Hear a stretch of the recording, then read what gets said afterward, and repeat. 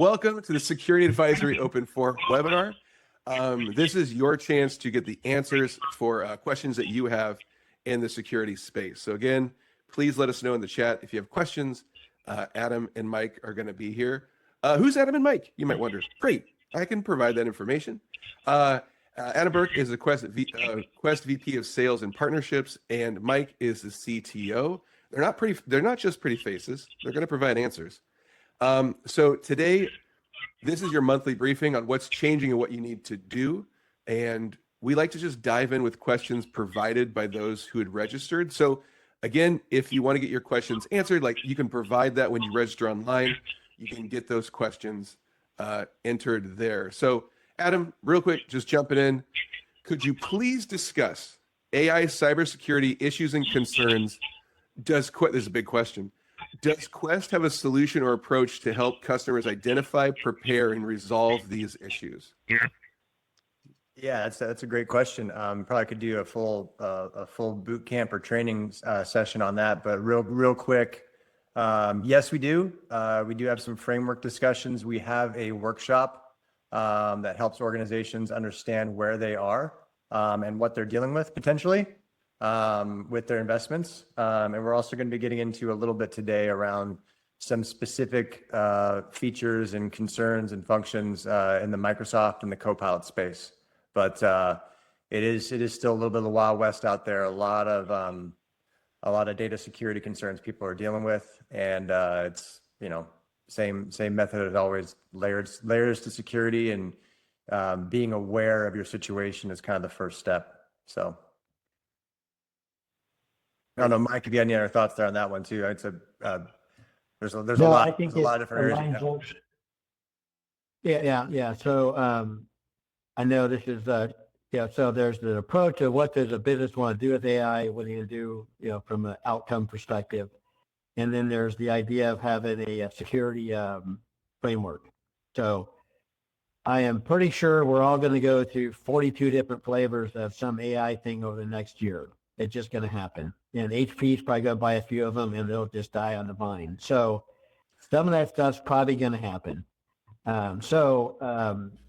What we've been working with a lot of people on is just your AI readiness. Not necessarily that you're picking always the AI tool. Like Adam said, there is we do have a workshop to work with the business and with what they want, what people are trying to do with AI. And then there's just the idea of just people are just using it.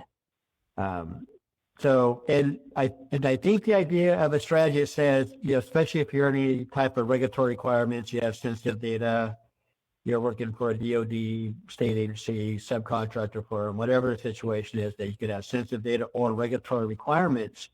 I think the idea of, we don't really have a strategy. Well, what's happening is your employees do. So they're out using it.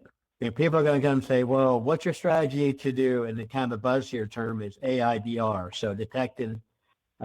So what are you doing to detect it?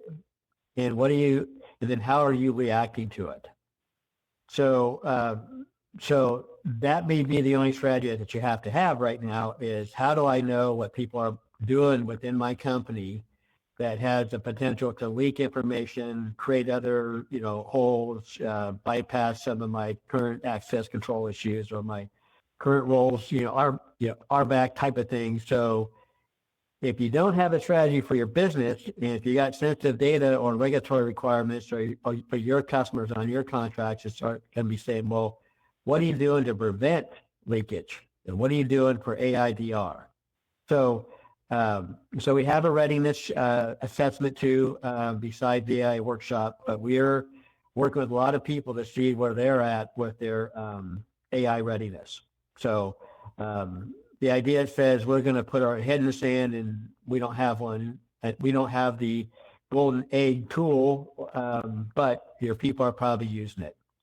So how are you doing your detection and how are you reacting to it? Great.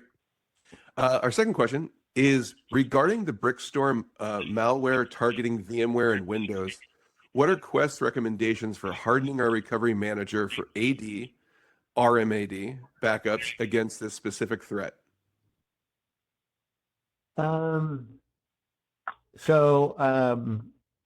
a lot of there, so there's a lot of what they call IOCs to that. So IOC is, the vectors, what are they, what are the sequence of events to get there?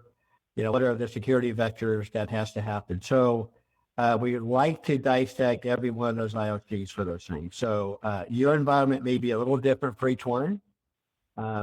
There are some basic things that people just are not doing still. Matter of fact, I still see people on VMware 6 and 7. So that's a challenge, but we like to dissect your environment with those IOCs, for any threat, whatever the threat or the attack is. So we like to work through that. We still have a lot of people that, don't quite get immutable. They think replication is going to be okay, or they're not quite understanding what it's going to take to do like immutable. So those are the things that we like to go through. And then, of course, harden your edge, harden all those IOC vectors that can be coming in. So it could be, any threat, really. You could throw at threat that. So what we like to do, too, is there's a concept out there called red team, blue team, and purple team. Those are like real things. I'm not just creating like, some sort of, emoji thought here. This is like a real thing where there's a concept of a red team, blue team, and a purple team. So no matter what the threat is, if that's your threat that you want to worry about is around that particular attack or that particular group, then you would build up your red team. And there's very specific rules that have defined what is in that compromise. And you would have your red team attack your environment based off of those rules. And you'd have your blue team, the concept of, so the red team's attacking, the blue team is, when you get into the blue team, they're also reviewing what was the reaction. Do we block it? Do we log it? What did we do? Did they get in? That type of stuff. So you'd have your blue team kind of be your idea of protection. And the purple team is just a combination of the two. Some people want to have, hey, do the red team attack and do the blue team attack, and they call that purple. They got pretty creative on that one. Spilled some paint and it turned into purple, I guess. So that's how they kind of mix those together. But those are really key. I see a lot of people still doing like just vulnerability scans. They're not taking those specific attacks, breaking down the IOCs, understand what they are, applying it as a red team, applying it as a blue team. People are just doing a vulnerability scan. The vulnerability scan is just saying, hey, listen, you got your front door of your house. I see there's a lock, and I see there's a CV against it. Now, your house may be behind 5 different walls, or it may be down in the middle of the ghetto, the worst neighborhood in the neighborhood, or the worst thing in the whole town. And people know the combination. It's really common to know that combination or that lock issue, and they can easily get in. That's a CV. Or the even worse, a CV is the vendor has told everybody, here's how you get in. So that's a vulnerability scan. A actual red team attack is going to be saying, hey, listen, with or without that vulnerability, I know how to pick that lock. And I'm going to now easily pick the lock. And when I pick the lock, I'm going to be easily able to get into your house. There's no alarm. There's nothing that's telling you that I'm in. Day or night, you're there, you're not there, your kids are there, whatever the situation is, I know how to pick that lock. I don't care if there's a CVE against it or not. So vulnerability scan is going to tell you, okay, there's a threat against this thing. The vendors told everybody what the patch is and the concern and the IOC is. But a red team is like, I don't care what that is. I'm an expert lock picker. I've got my hacking tools, and I'm going to get in. So they get in. So that's the red team thought. So when you kind of take some of those threats, the very specific threats, I strongly recommend people take the red team approach and the blue team approach. I want to see what's going on. I want to add them. We call it purple. And we want to apply that threat and those specific attacks to your environment and see how you do. It's basically that.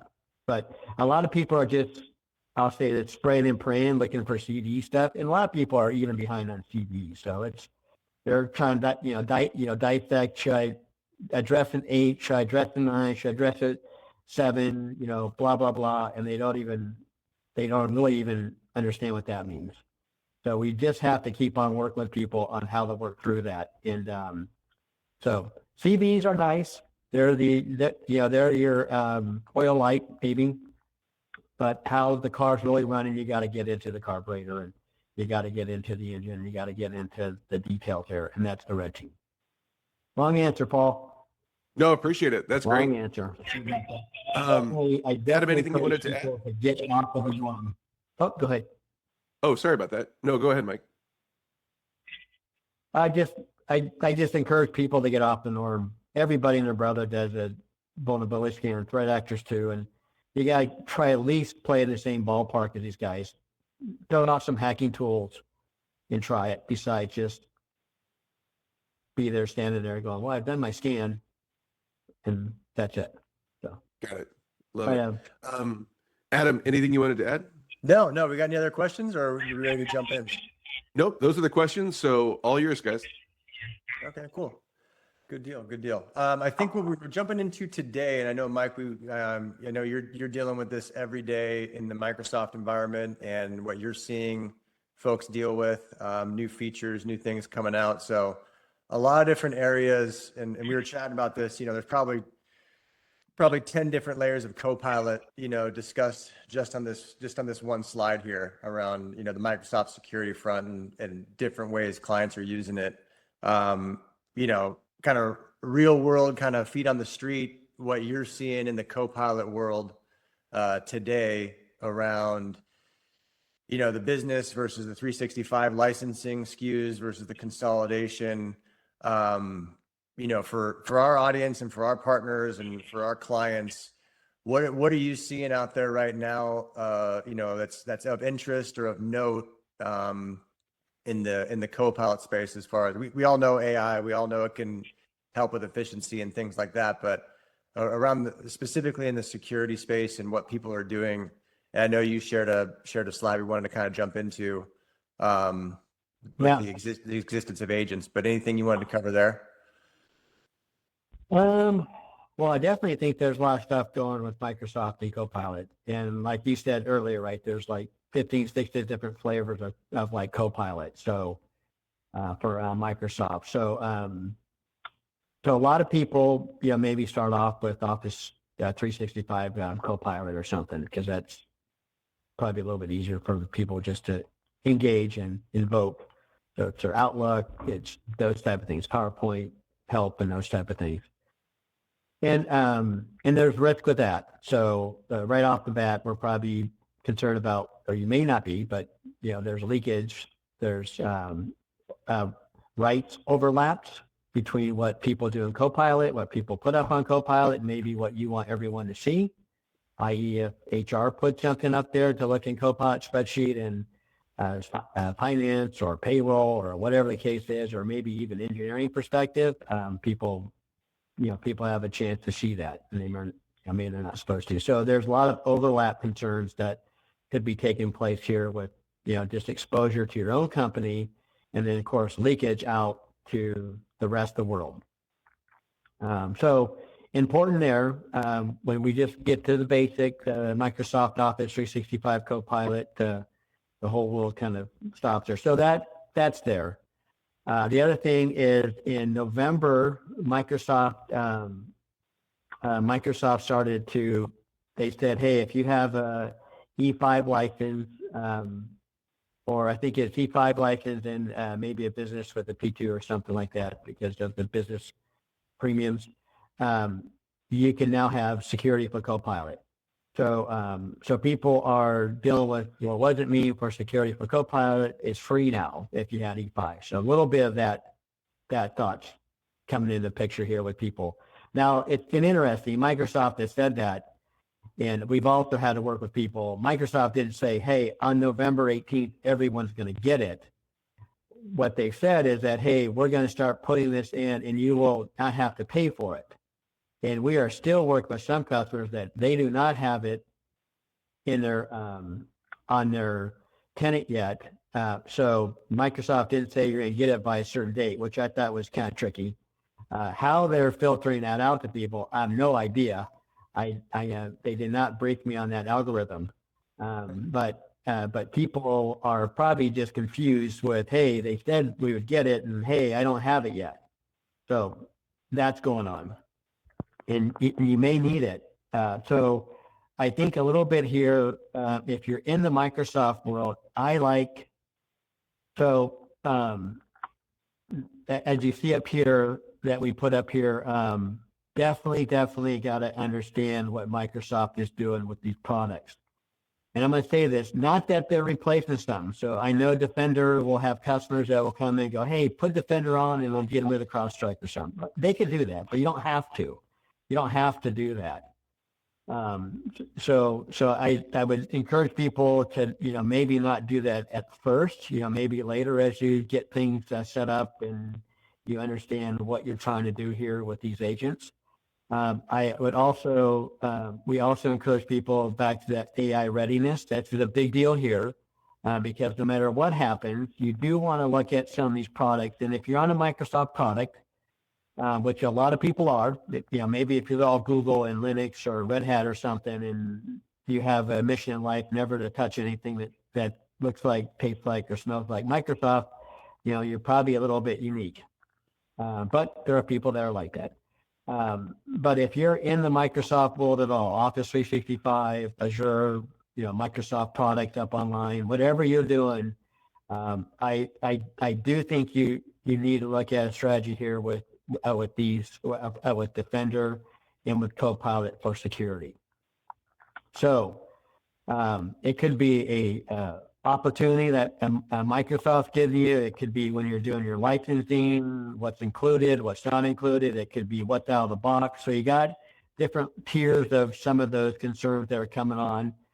They are putting Defender and Defender-like activities a little bit more out there for people to use, or maybe even they use it. Some of this stuff is coming with the service, but some of it is you have to make sure that you have the right license for it too. So it is a little tricky getting through the Microsoft gauntlet about what you need. I would tell you from a security perspective, you probably want to start looking at where you are with your Microsoft licenses and how Defender and Copilot security will come into play for you. So that's the first thing. AI readiness. Where are you with Microsoft? Where are you with your licenses? A little bit of some goals and objectives there, obviously, but having a framework and a path here to deal with it. Now, why I personally like some of these tools, I think a little bit here, some of the Microsoft stuff. And again, some of these other tools, we do a lot of work with CrowdStrike. They have some overlap here, but I don't see people set up those appropriately, and they have the right policy. So it's not all Microsoft, but there are some things here that are probably Microsoft unique in their capability to do it. So that's what I would tell you. You probably have to have a Copilot for security, Defender strategy down here as you look at your readiness. A good example of that is you could just look at the idea of Microsoft Entra and some of the Intune and some of the Purview for DLP. So you want to be able to know. So if you're not used to an agent thought, an agent is a software component, and it's doing what you're telling it to do. So it's looking at, in the term here, not to get too technical, but there's a concept called signals, which is if data that you're asking it to read, policies you're asking it to read, and then you're going to take, you're going to detect that. So back to the AIDR, that is being able to detect those signals and then react to them. That reaction could be block, report, whatever it is, do XYZ type of command. And to do those capabilities means you got to have some of these other services in play to react appropriately to what you want to do with people and how severe things are if you do see leakage. Okay? So having your AI readiness is a big deal. Going through this, even if you do Copilot, so this is just basic, start small. You probably have Office 365 Copilot running. You probably aren't looking at any of these detections probably. Normally that's what I see. So you may have some of your endpoint. You may even have other DLP tools out there. We work with a couple other DLP tools that are out there. The Cisco's and those type of folks have some DLP tools. I would start looking at your DLP tools and some of those things, data loss prevention or protection, whatever you want to call it. I've heard it a couple different ways, but in any case, looking at that and then figuring out, okay, what can I detect? What are the signals that I want to detect? And you can see some simple ones up here. These are the agents too that Microsoft has. So Microsoft comes with their agents. Any AI tool probably has a list of agents. Microsoft is really good working with other agents. Sometimes you may have to build your own agent, but right now I'd probably tell you probably the stuff that Microsoft has, just working through that, what they have is probably a good start. I wouldn't outthink them right now. I'm not sure if people would be ready for that, but just getting some of these things in motion, looking at maybe a test pilot of things, looking at how it's going to cost. If you don't know this thought here, if you've got into AI in Copilot for Security is an AI tool, they get into, Microsoft says it's going to be counting things. So they're masters of counting things. If you haven't looked at your Microsoft bill recently, let us know and we can help you look at it too. But there's probably counting a lot of stuff. And they're going to be counting every time that agent is looking at a signal and then also taking a reaction to it, whatever that reaction is. They're going to be counting those. And those are they call it SCUs. You get so many SCUs per E5 license, but after that, you're going to get charged. So don't go haywire on this thing. All of a sudden, you get an extra $2,000 bill on your Microsoft thing called Copilot, and you're like, how in the hell did that happen? I thought this was included for free. What are they doing? Well, these STU things add up, depending on how you got things set up. So working through that process, working through the readiness, working through probably you got Copilot turned on for Office 365, or you want to, working through your leakage issues, working through your identity, access control, data loss prevention. How do I work into this suite of tools here that Microsoft is providing us based off of, based off of the data and the reactions that you want to put in place.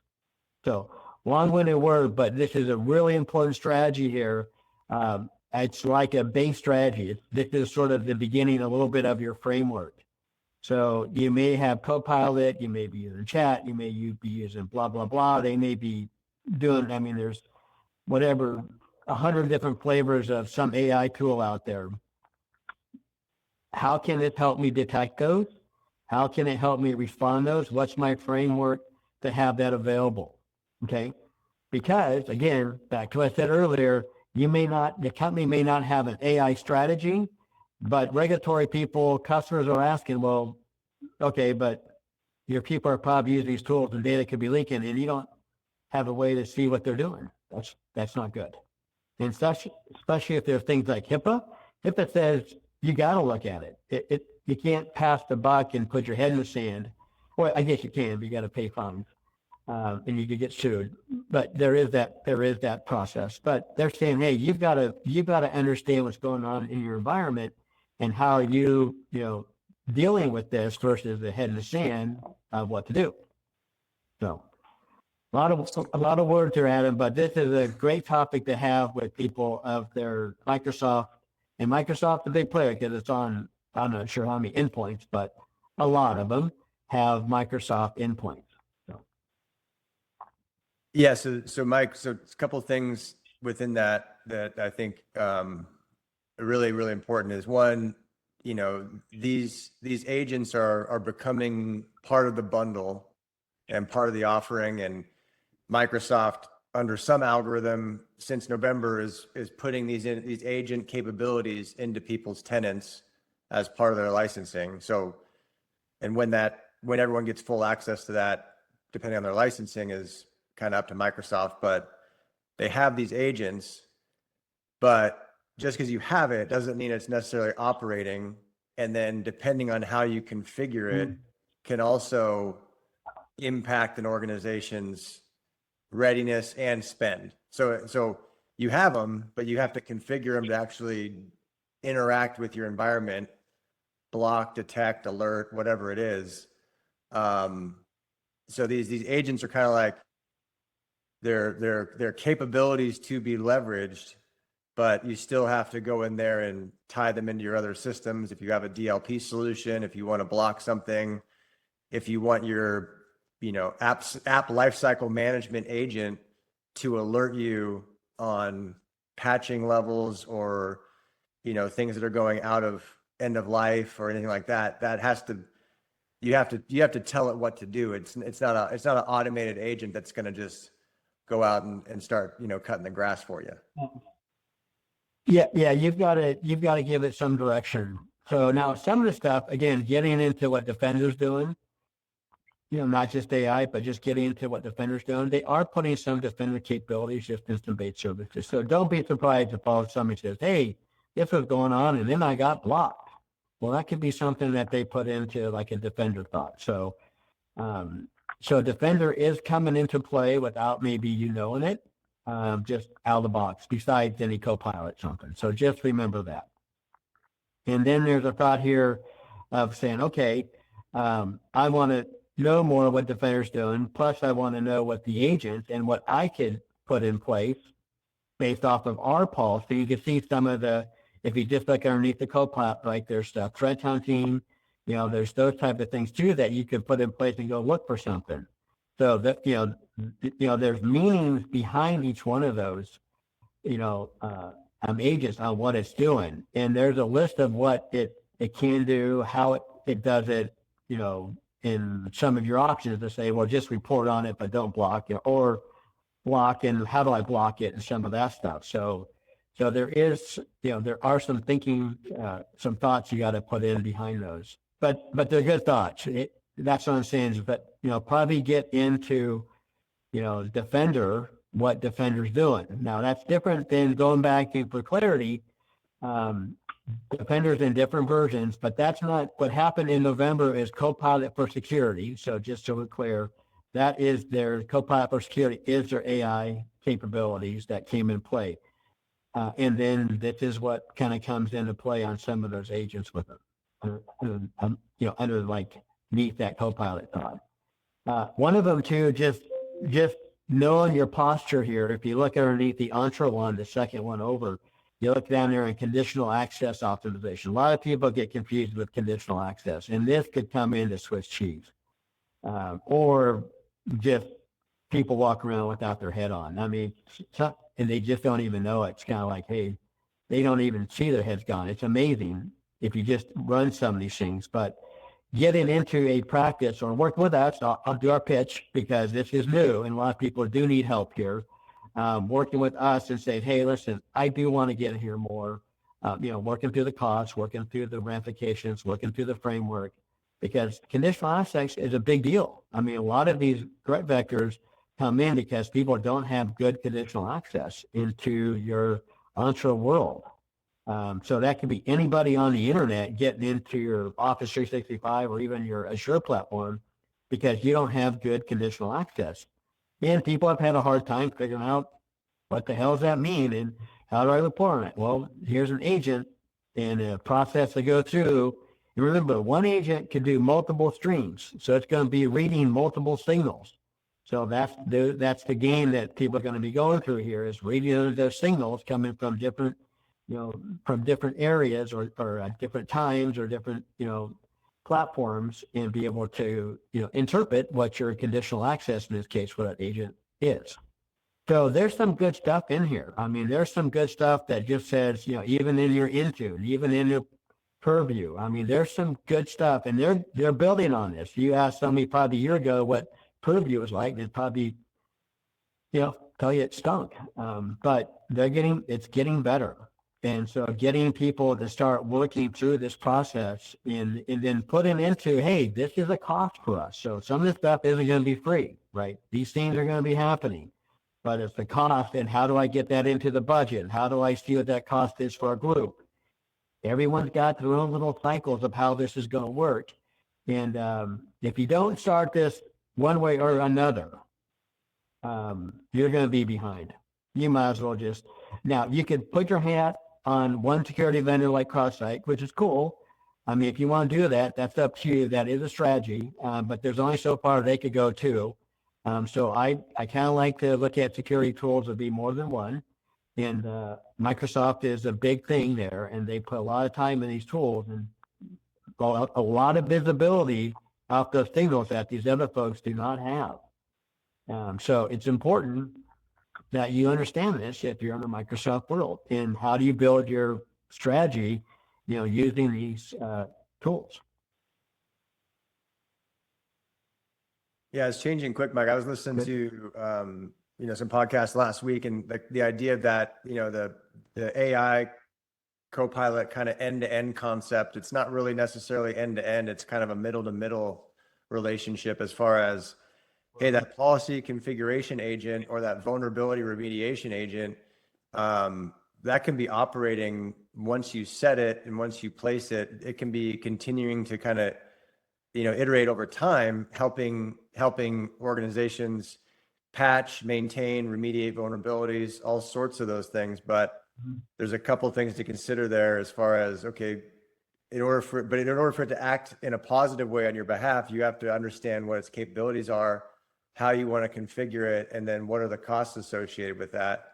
I know we've helped clients through like different SIM tools and different logging agents and things like that there might be some surprises at some point based on utilization in either AWS or Azure platforms when you turn on certain features.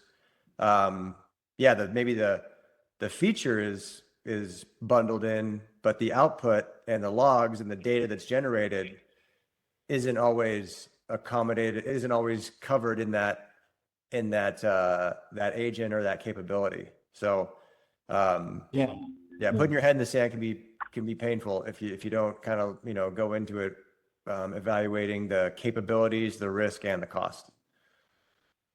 Yeah, and one of the things there just on the interoperability, a lot of people are putting up AI agents, and on those signals again, what's a good one, what's like a bad one, and these different vendors have different opinions of that. And so we're seeing people, and this is where people will kind of like turn it off and say, screw it, and they'll probably get other problems. But so an example I was working on this past week with the team and with one of our customers is all of a sudden one of their servers up in AWS was all of a sudden shutting down. They couldn't get access to it. And it had CrowdStrike on it. And so the problem was that CrowdStrike now is interpreting different IOCs and different characteristics and different those things as a threat now. So they will isolate that server from people getting into it. So it looks like it's down, which it is. Technically it's down, but because no one can get to that application server. So first, of course, it happened in the middle of the night. So this stuff is all happening all the time. It's not like just Monday through Friday we go through proper change management. No, these things are out there thinking for us, which is good too, because if something did happen in the middle of the night, by the time you wake up or by the time somebody gets to it, maybe they've been compromised. So the idea that AI is thinking for us is the whole concept here. And it's also some routines. It's kind of been there from a correlation perspective, taking action. So it's just not AI. It's just getting amplified here with like steroids here now with it. So that server was being isolated, and it's because the way they were doing the development on that server, and the way they were working with the software vendor and the developers for the past 3 or 4 years, it's now become a threat. And so CrowdStrike saw it as a threat, and through their policies and through their, conditional and reviews, they isolated it. So getting in to know what these tools are doing is a big deal. Again, you can turn it off, but CrowdStrike and Microsoft, sometimes they may overreact, but sometimes the developers are doing something that's threatening. So don't just like turn it off. And that's where I was going with this topic here. Some people say, okay, I was told to, disable CrowdStrike or disable Defender or whatever the case is. Okay, then, bam. Maybe they're doing something wrong, and maybe you got to take it back to the rest of the team going, hey, listen, this isn't probably the best practice from a developer on what's going on. So we probably have a bigger problem here than just a server being isolated. But that's where people will get stuck traditionally on these tools, and they'll be forced to turn it off without having that other discussion. So we had a discussion with their developers, our developers. We actually have people that are helping them develop some of that stuff. So it's kind of a hybrid environment, their developers and ours. We had to work through going, no, that's a good point. That's probably not the most secure way of doing it. Kind of like, thank you, because our butt was kind of hanging out there. And we need to put a different practice into place here about how we develop on and how we manage the application on the server. So, those are real world things that it's not just a threat actor. It's these things helping us think, which is cool, because attacks could happen now within minutes. Now it's not, 6 months. And we're an alert coming through, whatever alerts and emails you get every day.